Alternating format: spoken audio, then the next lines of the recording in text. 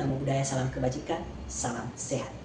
Izinkan saya perkenalkan diri, nama saya Yardinius Gula dengan NIM 2101006.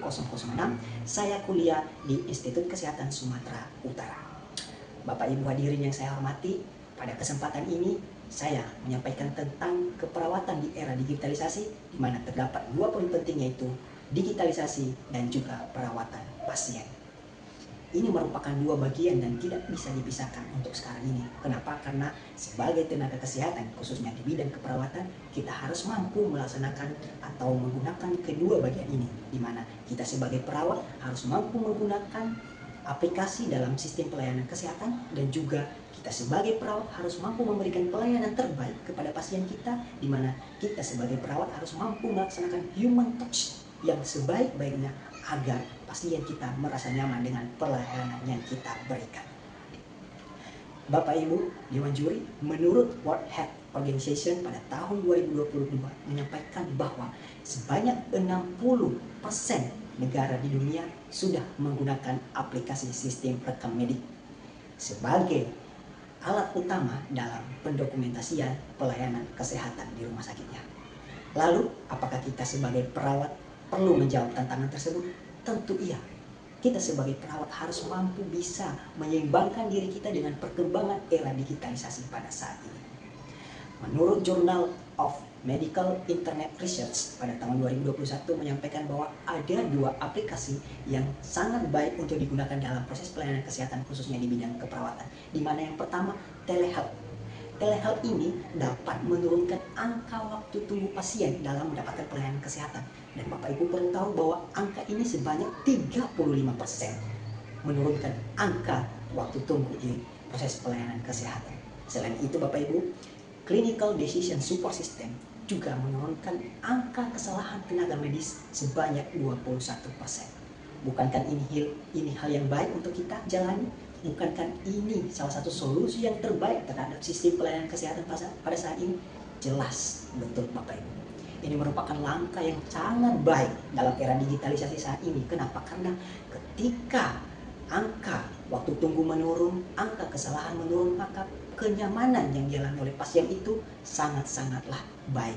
Selain itu, proses pelayanan yang efektif, efisien, dan juga perawat dalam memberikan empatinya sangatlah baik. Namun tentunya walaupun demikian masih ada tantangan yang kita hadapi dalam perkembangan era digitalisasi pada saat hari ini.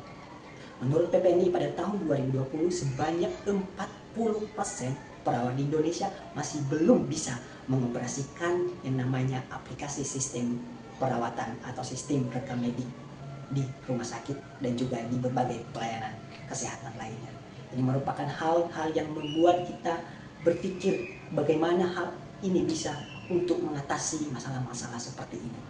Kenapa? Karena perlu kita ketahui bahwa hasil yang dicek oleh PPNI ini menyampaikan bahwa ketika seorang perawat tidak mampu mengoperasikan aplikasi tenaga kesehatan atau aplikasi pelayanan kesehatan, maka perawat tersebut akan terganggu emosionalnya. Dia merasa tidak nyaman karena tidak mampu mengoperasikan aplikasi tersebut, sehingga dia merasa kurang baik dalam melaksanakan asuhan keperawatan dan akan berpengaruh terhadap human touch kepada pasien. Ini juga akan mengurangi tingkat kenyamanan pasien saat mendapatkan pelayanan kesehatan di rumah sakit. Tentunya kita harus mencari solusi yang terbaik terhadap masalah ini.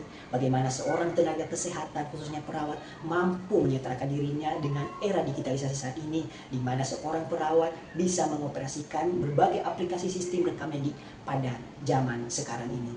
Dengan mengikuti berbagai pelatihan, dengan memahami berbagai aplikasi berbasis AI di bidang keperawatan saat ini, itu langkah yang paling penting untuk kita sebagai tenaga perawat mampu mengoperasikan aplikasi ini.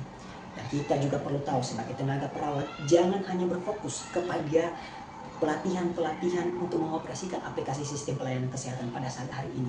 Kita juga harus menambah skill individu kita, skill dalam memberikan asuhan keperawatan kepada pasien, sebab sentuhan kita juga sangat penting kepada pasien ketika kita memberikan pelayanan. Sebab aplikasi hanya untuk bisa mendokumentasikan segala perkembangan kesehatan dari pasien, namun proses pelayanan secara langsung atau human touch secara langsung itu lebih penting dari segalanya, karena di saat kita memberikan pelayanan secara langsung, disitulah pasien merasakan bagaimana proses dilayani selama dia mendapatkan layanan kesehatan.